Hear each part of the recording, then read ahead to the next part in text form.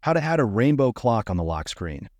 iOS 18 is almost out, and in the following clip, we will show you a very interesting detail that can make your phone more interesting. So let's get started. Okay, the first thing we're going to do is open our lock screen customization mode. To do this, pull down the notification tab. Once you've done that, hold your finger down on the screen until something like this appears.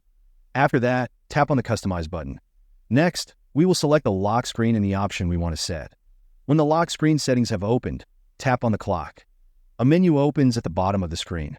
Now, in addition to the standard colors that you can choose if you scroll through the options, you can see a rainbow. Tap on it and your watch will be in the colors of the rainbow. This is currently not adjustable, so the only thing you can do is change the thickness and style of your watch. It's all now, just tap on the home button and your lock screen will have a clock in rainbow colors. That's all.